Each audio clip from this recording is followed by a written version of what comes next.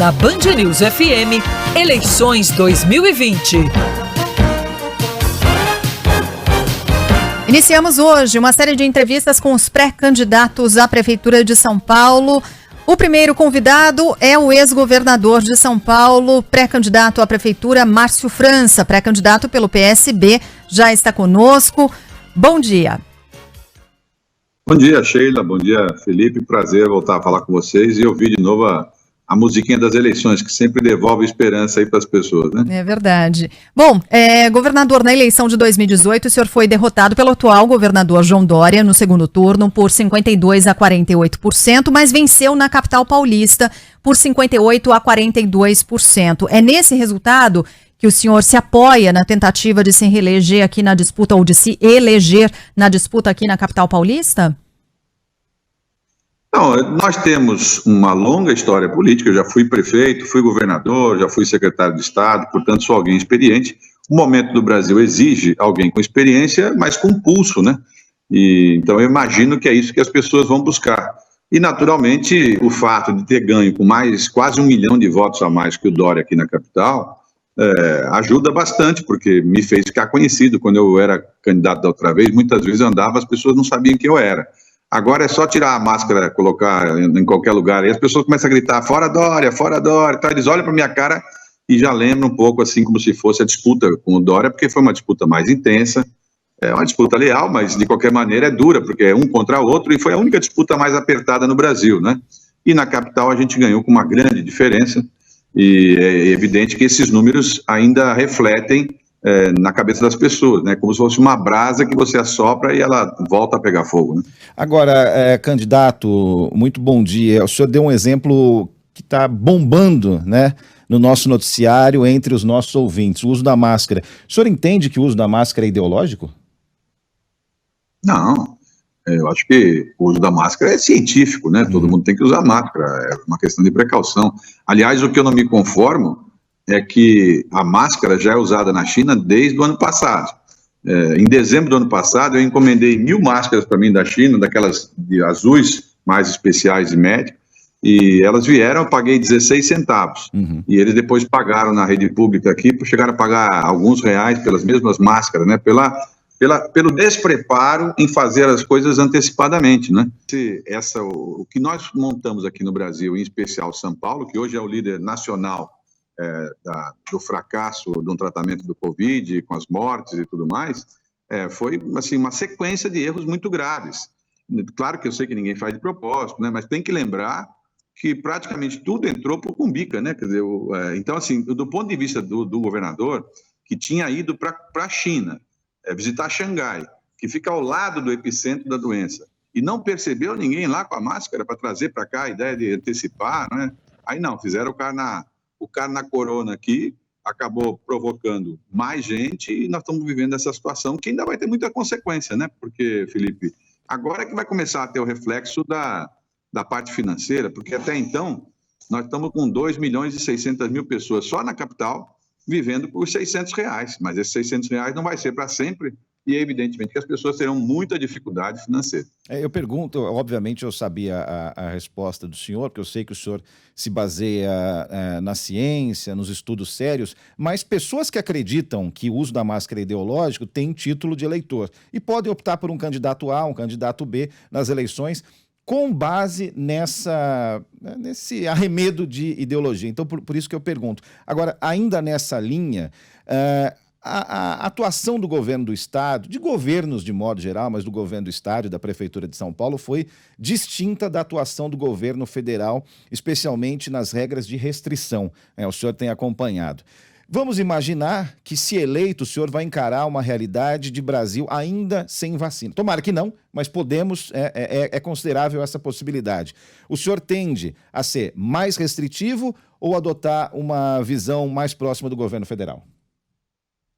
Olha, primeiro é preciso ser correto com os fatos, né? O presidente, embora nós discordemos ideologicamente em muitas coisas, mas logo no início, você vai se lembrar, houve um questionamento se ele tinha ou não competência de gerenciar todo o Brasil.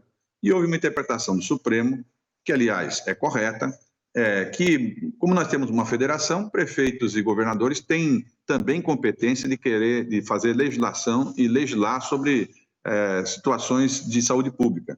Em função disso, ele meio que, olha, então não é comigo, enfim. E aí, o que aconteceu? Os prefeitos e governadores tiveram atitudes diferentes. Por exemplo, por que no Maranhão conseguiram encontrar um chip para cada criança levar para casa e adaptar o seu computador ou colocar no celular da mãe para poder ter aula à distância remota?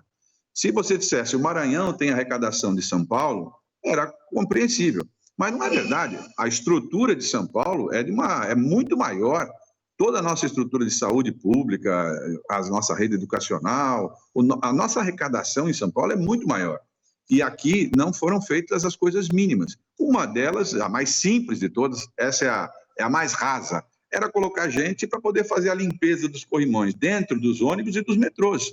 Só fizeram isso depois de 3 meses, de tanto eu falar nas redes sociais, ouviram, porque eles queriam ficar anunciando todo dia, praticamente 1 hora por dia, de live com o Dória, e fica aquela posição lá, um quadro atrás, enfim, todo mundo falando, mas na prática muito pouco. Você veja que esses R$600 está vindo lá do governo federal, mas do ponto de vista do Estado e do município, o que eles fizeram para contribuir, por exemplo, com os comerciantes que estão fechando, milhares, dezenas de milhares que não vão reabrir? O que eles fizeram? Candidato, o que o senhor faria de diferente? Agora eles mandaram as dívidas de IPTU, de ISS, para o protesto.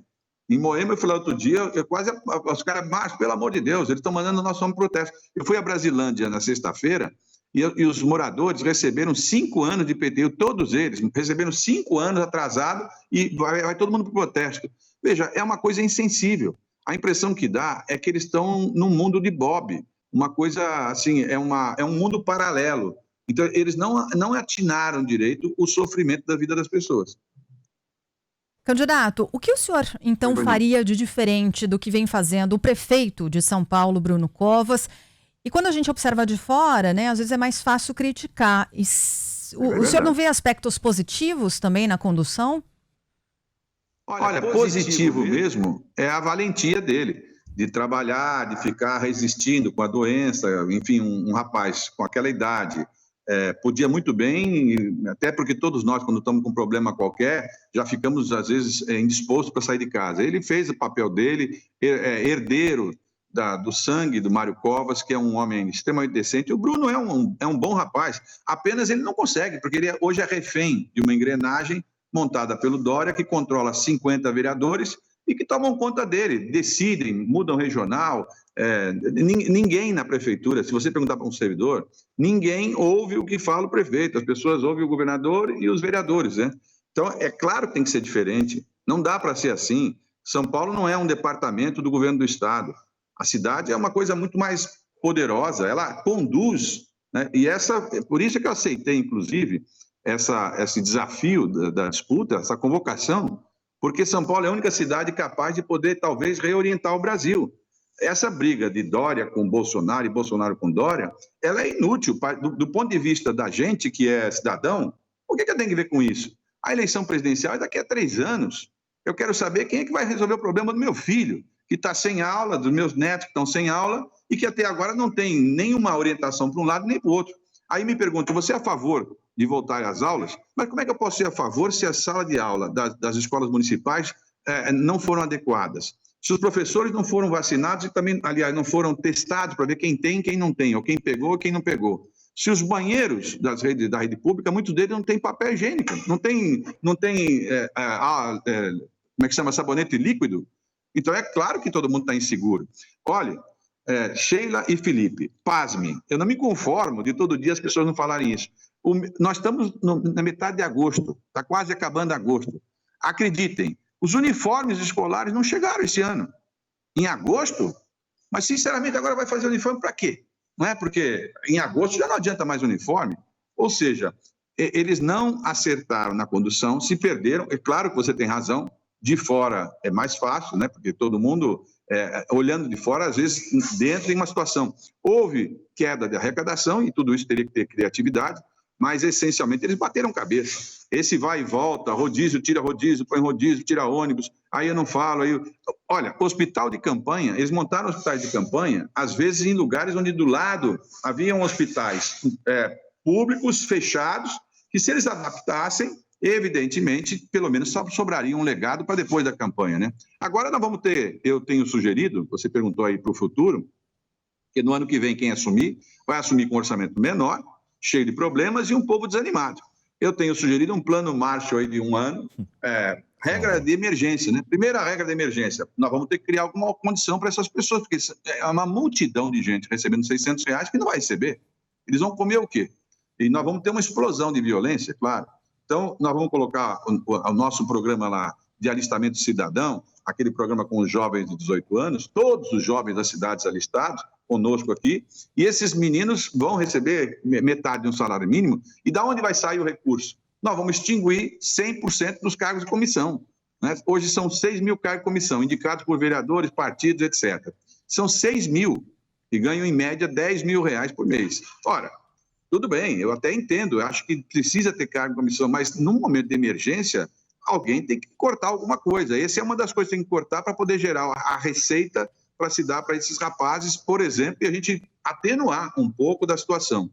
Hoje, o governo federal está injetando todos os meses em São Paulo, só na capital, mais de 1,5 bilhão por mês de R$600. São 2.600.000 pessoas. Portanto, dos 10 milhões que nós temos de adultos em São Paulo, praticamente 26% está recebendo R$600. Né? Então, essa situação tende a se agravar, porque os 600 não é para sempre. Esses 600 vai acabar acabando, né? Não tem como pagar para sempre. E não há um plano na prefeitura. Quer ver outro exemplo? A saúde pública. Nós estamos tratando, tudo bem, caiu a quantidade de pessoas internadas na UTI, etc. Se tivéssemos feito tomografia, por exemplo, como foi feito agora no governo do Pará, demoraram, mas fizeram lá, com a tomografia você identifica com certeza o início do Covid e você tem como aplicar o tratamento. Nós não fizemos isso. Fizeram comprar aqueles testes de mentirinha, 1, 2, 3 tipos diferentes, todos extremamente caros. Não é nem que tenha só rolo, tem também rolo, mas o que aconteceu? Muitas vezes compra na emergência, na correria, compraram vários equipamentos que não servem, porque você comprar um equipamento como eles compraram para respirador, sem o restante da UTI e sem os profissionais para poder gerenciar, evidentemente iam sobrar. Tem muitos embalados em vários lugares sem uso algum. Basta dizer que os testes que compraram, muitos ainda não foram aplicados. Então eu digo, nós vamos ter que no ano que vem começar um plano de abrir aos finais de semana todos os AMEs, todos os nossos ambulatórios, vão dizer, mas o AME é do Estado. Sim, mas o Dória vai emprestar para a Prefeitura de São Paulo e nós vamos pagar para ele. Porque também os moradores de São Paulo também são paulistas, são paulistanos, mas são paulistas, ele tem obrigação também, não é? E ele sabe que comigo não tem essa coisa de mesmo partido, enfim, ele vai ter que, no pulso, ele vai fazer as coisas que tem que ser feitas. Por exemplo, no ano que vem nós vamos precisar fazer os exames mais depressa, porque muita gente está na fila esperando por outros problemas, oftalmo, gastro, pulmonar, e isso está se acumulando, né? No fundo, faltou experiência. Momentos difíceis requerem navegadores experientes, né? Vocês se recordam lá naquele episódio dos caminhoneiros, aquela greve que parou o Brasil inteiro, enfim, eu tinha acabado de assumir o governo de São Paulo. E ninguém queria entrar naquela história, nós entramos e foi possível encontrar a solução. Agora, precisa ter diálogo. Eu não posso me negar a falar com o presidente Bolsonaro, com o ministro não sei do quê, com o governador do estado, porque o prefeito não tem esse direito.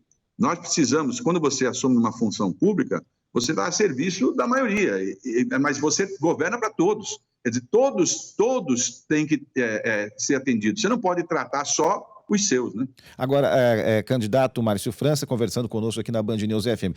O senhor tocou em vários aspectos importantes de um futuro eventual mandato, ser um futuro mandato. Vamos por ordem aqui, vamos falar um pouco de dinheiro, né? O senhor já admitiu que o orçamento o ano que vem vai ser mais humilde, vai ser mais modesto, a arrecadação com certeza vai render problemas para a prefeitura, e o senhor colocou muito bem a questão do auxílio à pessoa física. E com relação à pessoa jurídica e à gestão da máquina pública, o senhor pensa em algum tipo de medida, o senhor falou em plano Marshall, né? O governo federal usou essa expressão recentemente, não foi muito bem. bem. Mas, enfim, vamos lá. Para a Prefeitura do Estado, para as empresas paulistanas, existe alguma ideia de fomento na área tributária? Existe algum tipo de ideia de facilitação ou de renegociação? E também com relação à máquina pública, alguma espécie de contingenciamento ou alguma espécie de corte? Como o governo do Estado está pensando nesse momento? Felipe, a expressão que eu uso é plano Márcio, né? Ele parece o Márcio, mas não é. Porque, no fundo, a gente vai ter que colocar algumas coisas que são de emergência.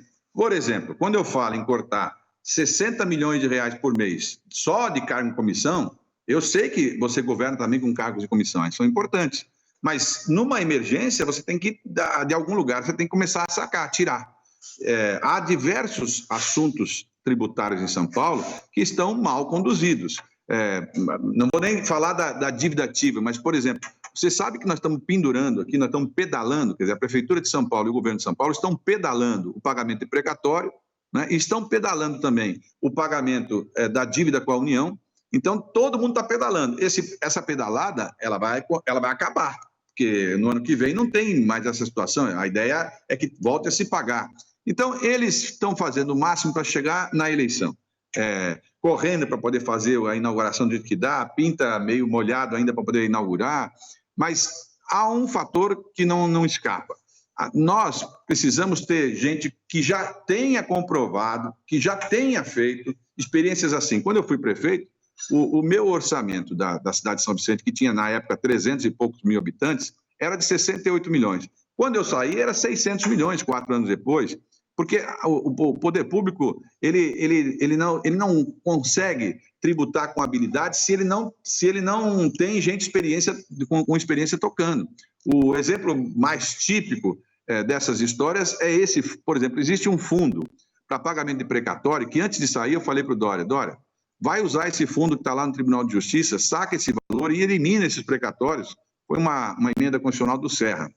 Nem ele, nem o Bruno fizeram, e nós estamos pedalando esses precatórios. Para você ter uma noção, cada vez que você pedala o precatório, o Estado, quer dizer, o cidadão, eu e você, nós estamos pagando juro para esse dinheiro. Então, simplesmente, olha, a última vez, quando eu fui governador, em apenas 8 meses, nós vendemos a CESP. A CESP era, você se lembra, uma estatal antiga que estava há anos para ser vendida, não conseguiam vender. A gestão Bruno Dória, ela está há 4 anos falando que ia vender uma coisa, que ia privatizar a outra aqui, não sei o que lá, enfim, e até agora eles só conseguiram fazer o Pacaembu muito mal feito. É muito mal feito. O ANB, que era a coisa mais fácil de fazer, porque é um centro grande de convenções, enfim, que quando eu fui secretário de Turismo do Estado de São Paulo, o centro de convenções da Imigrantes arrecadava 30 mil reais por mês de remuneração, hoje paga 600 mil reais, é um grande exemplo no Brasil todo de centro bem montado. É que você precisa conhecer a administração pública, e eles têm boa vontade, aceleram, mas não engatam. Então, o que acontece? A coisa não anda. Fica muito blá, blá, blá, muito anúncio, mas na prática, você me perguntou sobre a questão dos comerciantes, dos empresários. É claro que nós temos que fazer alguma coisa. Eu fui esses dias em Moema, e aí o rapaz me falou, Márcio, eles prometeram para a gente, eles estão mandando a gente para o protesto. Como é que você pode mandar os comerciantes para o protesto por não pagamento de IPTU, por exemplo, em vários lugares, sabendo que quando você negativa a pessoa, é claro que a pessoa fica com mais dificuldade de crédito. E na Brasilândia, eu fui na sexta, eles mandaram 5 anos de cobrança para todos os moradores dos apartamentos e das casas. 5 anos, retroativo. Tem caso de 15, 20 mil reais para as pessoas que ganham um salário mínimo, que estão vivendo com esses 600 reais. Então, assim, a máquina do software da prefeitura está girando no automático. Praticamente, o prefeito rendido pelas circunstâncias, Dória, vereadores, enfim, e a máquina girando do seu jeito. E aí não tem o pulso da liderança de uma cidade do padrão de São Paulo. Candidato. Tem solução. Candidato, muitos ouvintes aqui estão se manifestando e eu os compreendo no sentido de que eles dizem, olha, avisa o candidato que ele vai enfrentar o Bruno Covas, não o governador João Dória, né? O senhor chegou até a afirmar numa entrevista recente à Folha de São Paulo que a sua vitória na eleição municipal é a derrota do governador João Dória e, portanto, o fim da candidatura dele ao Palácio do Planalto. Essa a sua estratégia? Quer dizer, o senhor já falou aqui algumas vezes de Bruno Dória. O senhor vai se apresentar, então, como França Dória, ou Bolso França, tem ouvinte perguntando isso por causa da sua associação a Bolsonaro, e aí muitos ouvintes perguntando, mas afinal de contas, qual será a sua principal proposta, e não apenas crítica à prefeitura aqui de São Paulo? Olha, a principal proposta é devolver dignidade para as pessoas que vivem em São Paulo. Não dá para ter uma cidade que 60% dos moradores querem ir embora de São Paulo. Alguma coisa está errada, né? Em São Paulo, alguma coisa está errada. Evidentemente que você tem diversas situações com problema. Agora, no caso em específico, o Bruno não foi eleito prefeito, ele foi eleito vice-prefeito. É claro que o governo é Bruno Dória. O Bruno é sucessor do Dória num formato só. Eles fizeram uma dupla, a dupla é do 45, e a eleição é evidente que há 2 anos atrás nós disputamos 45 contra 40 na capital, e nós colocamos 1 milhão de votos a mais que eles. Então, eles não querem fazer esse vínculo, mas é claro que eu vou fazer o vínculo, porque é claro que eles têm um pensamento único e na hora do vamos ver, eles se juntam, e também não está errado. O Dória tem muitos méritos, é um moço inteligente, é esforçado, enfim, é perseverante, é determinado. Agora, ele entende das coisas privadas, ele ficou muito rico assim, e eu não tenho nada contra isso.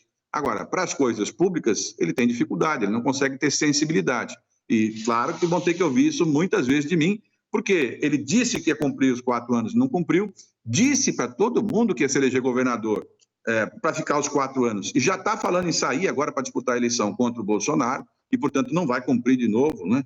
E é claro que as pessoas, eles, o mesmo grupo do Dória, eles querem pegar moleza no segundo turno, né? Eles querem alguém bem mais assim radical no segundo turno, porque eles sabem que aqui a cobra fuma. Na outra eleição, eles disseram que eu era Márcio Cuba. Agora estão dizendo que eu sou Márcio Bolsonaro. Mas, no fundo, o único Márcio que ficou foi aquele que falou as verdades lá nos debates. Com relação à principal proposta para o governo, pelo menos aquela que tem criado mais impacto é essa. Eu vou zerar cargo de confiança e o valor do que é usado para isso, eu vou colocar 40 mil rapazes no primeiro semestre na rua, fazendo seus cursos de cidadania, tendo chance, diminuindo drasticamente todo o processo de violência, ajudando essas pessoas a terem uma formação, sendo obrigados a fazer um curso técnico durante 1 ano, que a gente já fez, já tinha feito, e quando ele chegou no governo do Estado, ele extinguiu. Esse vai ser o primeiro grande impacto, mas tem muitos deles. Abrir as unidades de saúde todo final de semana, criar a possibilidade de você, na medida que o seu exame não seja feito até um determinado tempo, vai pintar um crédito para você no aplicativo que você tiver e baixar da Prefeitura de Saúde, e você usa esse crédito na rede privada, né? Essa lógica faz com que o poder público não deixe alguém esperando uma grande quantidade de tempo para fazer exames simples, como é o caso de oftalmo. 70% da espera que nós temos na rede pública é de oftalmo, que é um exame simples e barato, mas causa um problema muito grande. Então, estou dando 2 exemplos. O terceiro exemplo, que está muito em moda, eu jamais faria aquela alteração que foi feita, começou pelo Haddad e depois foi para o Bruno, para o Dória, com relação em Agabaú, por exemplo. Gastaram-se 90 milhões de reais, né? A gente podia ter pensado numa alternativa. A ideia, por exemplo, de você colocar, como eles estão pensando em fazer, um jardim suspenso ali no meio do Minhocão, é um equívoco, porque os 80 mil carros que estão passando por lá não tem para onde passar. E, evidentemente, eles vão se esparramar na cidade. Vão fazer de novo o que fizeram com a Cracolândia. Ou seja, ao invés de eliminar o problema, ou de cuidar do problema, eles explodiram o problema. O problema se multiplicou em vários problemas. Tem Cracolândia agora em vários lugares de São Paulo.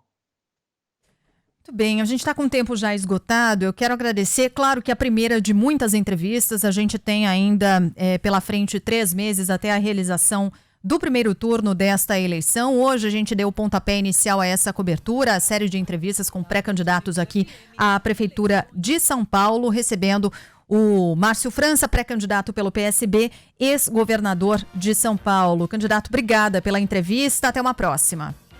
Obrigado a vocês, um abraço. Parabéns mais uma vez para vocês, sempre na frente de processos eleitorais. Estou doido, esperando os debates, que já sabe, botou debate com a gente, aqui tem palavra e o pau come.